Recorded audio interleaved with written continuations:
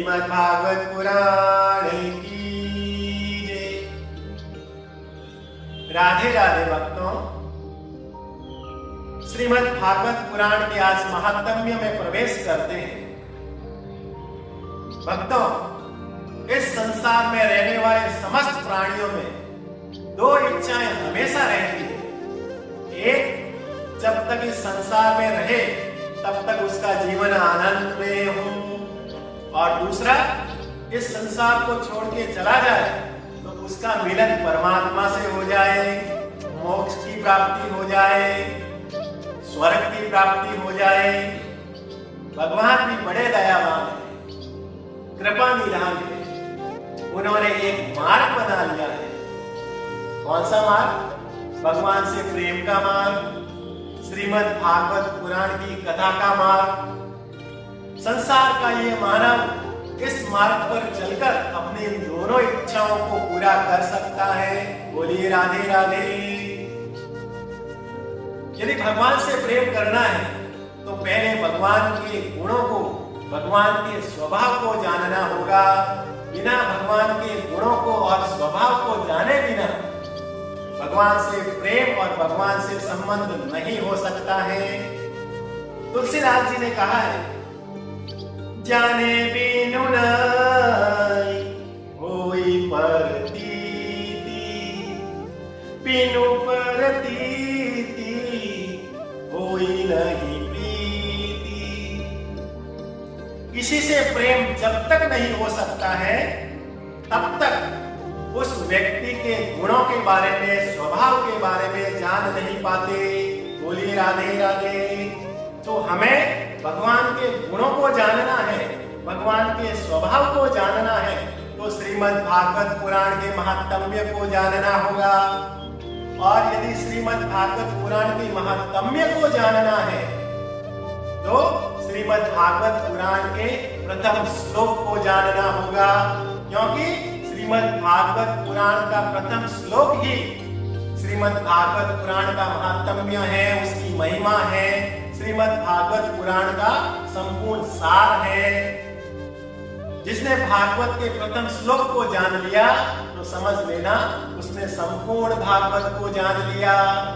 और जिसने भी संपूर्ण भागवत को जान लिया तो उनका भगवान से प्रेम तो स्वतः ही हो जाएगा। बोलिए राधे राधे।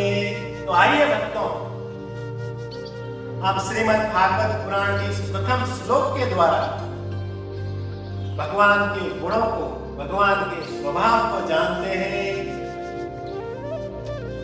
सच्चिदानंद रूपाय विश्वोत्पत्त्यादि हेतवे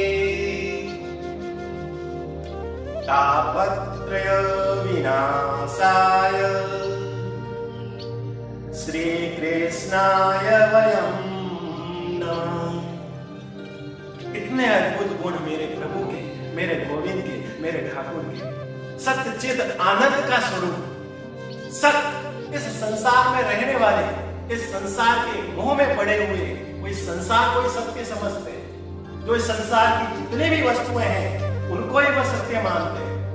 मैं इस आज जीवित हूं, मैं वर्तमान में हूं, और वर्तमान में जितने भी वस्तुओं का उपयोग कर रहा हूं, इस संसार में दिखाई दे रहा है, वह सब सत्य है। परंतु वह सत्य नहीं है, वह तो केवल मात्र भ्रम है, जिसे हम माया कहते हैं। यह संसार तो नश्वर है, कभी भी इनका नाश हो सकता है। तो फिर सत्य क्या है?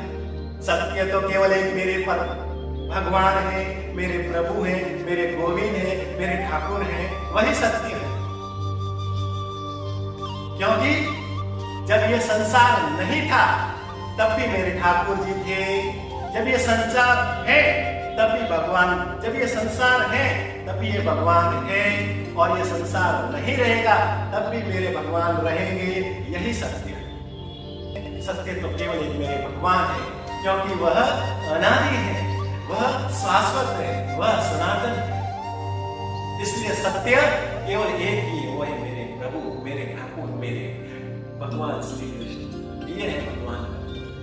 और आनंद स्वरूप भगवान का केवल नाम मात्र लेने से जब हृदय हर्षित हो जाए वह आनंद, चेहरे पर मुस्कान आ जाए और चेहरा और मेरा रोम भगवान के नाम लेने से रमने लगे, खिलखिल हो जाए, उसी को कहते हैं आनंद। सुख नहीं है। जो भगवान, जो इस संसार को मानते हैं वह सुख और आनंद को एक समझते हैं, परंतु दोनों में भेद है। संसार की भौतिक वस्तुओं से प्राप्त होने वाली खुशी, जो मजा आता है वह है सुख, लेकिन वह कुछ समय का है, क्षणिक है। जब तक वस्तुओं का उपभोग कर रहे हैं तब तक हमें थोड़ा बहुत सुख मिलता है। जैसे ही उपभोग करना हम छोड़ देते हैं, जो सुख है वह दुख में बदल जाता है। परंतु आनंद अनंत है। मात्र केवल भगवान का नाम, किसी वस्तु की आवश्यकता नहीं, आनंद ही आनंद मिलता है जब हम अपने प्रभु का नाम लेते हैं, उसकी भक्ति में डूब जाते हैं। घर में बैठे हैं, गर्मी लगी, शरीर से पसीना तड़प तड़प हो रहा है और इस तड़पन के कारण हमारा हृदय, हमारा मन दुखी हो गया। जैसे पंखा, कूलर या एसी को चालू करते हैं, थोड़ा बहुत शरीर को ठंड लगा तो कुछ समय के लिए चेहरे पर मुस्कान आती है, खुशी आती है और कहते हैं मजा आया, यह सुख है। लेकिन जैसे ही पंखे को बंद कर लिया, एसी को बंद कर लिया, कूलर को बंद कर लिया, तो फिर से जो सुख था वो दुख में बदल गया। गर्मी लगने लगी, शरीर तड़पने लगा और कहता है क्या हो गया, मैं दुखी। तो सुख तो क्षणिक, लेकिन आनंद अनंत है। भगवान का नाम ले रहे, कथा में गए, मंदिर में गए, भजन कर रहे हैं, भगवान की भक्ति में डूब के नाच रहे, गा रहे, उस स्थिति में, उस समय जब हमारा हृदय हर्षित होता है, रोम रोम खिल उठते हैं, नाचते हैं, गाते हैं, उस समय जो चेहरे पर जो मुस्कान आती है, खुशी आती है, वह है आनंद। भक्ति बंद हो गई, भजन बंद हो गया, कथा की पुनरावृत्ति हो गई, हम घर चले गए, तो जो आनंद था वो विषाद में नहीं बदलता है, दुखी नहीं होते हैं। जैसे जैसे उसके बारे में हम सोचते हैं, हमारा हृदय और नाचने लगता है, और नाचने लगता है। वही अवस्था, वही अनुभव हमें आनंद है, वही आनंद। तो ये है मेरे प्रभु के गुण। प्रभु का नाम लेने से जो खुशी मिलती है वह है आनंद। और विश्वोत्पत्त्यादि हेतवे, जो संसार की उत्पत्ति करता हो, संसार के जितने भी प्राणी हैं उनका पालन पोषण करता हो, और विधि के विधान के अनुसार जब उनका समय आ जाए तो उनका विनाश करके, उसका संहार करके पुनः स्थापना करता हो, ऐसा तो केवल मेरे भगवान ही कर सकते हैं, मेरे ठाकुर ही कर सकते हैं। इस संसार के प्राणी नहीं कर सकते हैं।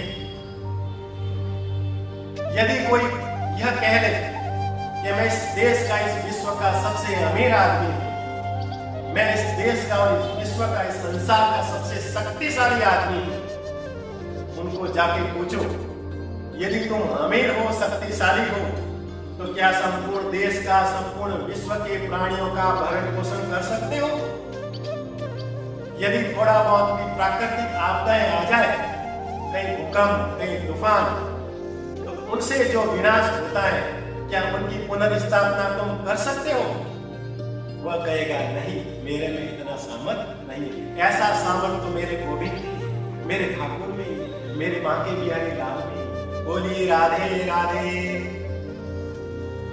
फिर एक ऐसा अद्भुत और विलक्षण गुण जो केवल मेरे प्रभु में है, तापत्रय विनाश। जो भी भक्त भगवान की शरण में जाता है तो भगवान उनके तीन प्रकार के दुखों का नाश कर देते हैं। कौन कौन से 3 प्रकार के जो दुख होते हैं? देहिक, देविक, भौतिक राम राज नहीं काहू व्यापा। देहिक दुख, इस शरीर के अंदर कोई रोग आ जाए, कोई पीड़ा आ जाए, कोई बीमारी आ जाए, तब हम जब दुखी होते हैं वो हो गया देविकता। देविकता, देवताओं का रुष्ट होने पर, किसी को शनि की दशा लग गई, किसी को राहु की दशा लग गई, किसी को केतु की दशा लग गई, किसी को मंगल की दशा लग गई। इस प्रकार की दशाओं से जब मानव पीड़ित होता है, दुखी होता है, वो हो गया देविक। और देवता भी प्रकृति द्वारा भी कई प्रकार के दुख इस मानव को देते हैं। कभी भूकंप से, कभी तूफान से, कभी अतिवृष्टि से बाढ़ आती है, और कभी सूखा पड़ने से, और कभी बड़े बड़े पहाड़ों से, तो बड़े बड़े पत्थर चट्टान नीचे गिरने से जो मानव को जो ताप होता है, जो दुख होता है, जो पीड़ा होती है, वो हो गया देवी। और तीसरा भौतिक ताप, इस संसार की वस्तुओं को, इस संसार की भौतिक वस्तुओं का उपभोग करने से जो दुख होता है, या कभी कभी इस संसार की भौतिक वस्तुओं का उपभोग नहीं मिलने से जो मनुष्य के अंदर पीड़ा होती है, दुख होता है, वह है भौतिक ताप। पड़ोस के घर में ऐसी है, मेरे नहीं, ये सोचकर जो पीड़ा होती है वह भौतिक ताप हो गया। पर सुख दुखी, पड़ोस के घर में कार है, मैं 10 सालों से खटारा स्कूटर ही चला रहा हूं, ऐसा सोचकर मन में जो दुख होता है वह हो गया भौतिक दुख। यदि कोई भक्त भगवान की शरण में चला जाए तो कर्म के अनुसार, कर्म बंधन के अनुसार दुख तो आएंगे, लेकिन उस सब दुख को भगवान हर लेते हैं। ऐसे मेरे भगवान के जो विलक्षण अद्भुत गुण हैं, ऐसे मेरे भगवान के इस विलक्षण गुण में, अद्भुत गुणों के लिए श्री कृष्णाय वयम नमः। ऐसे गुणों के भंडार भगवान श्री कृष्ण को बारंबार प्रणाम करते हैं। ऐसे गुण वाले, ऐसे स्वभाव वाले भगवान के इस प्रकार के स्वभाव और गुणों को जानने के बाद में भगवान से प्रीत, भगवान से संबंध स्वतः ही हो जाता है।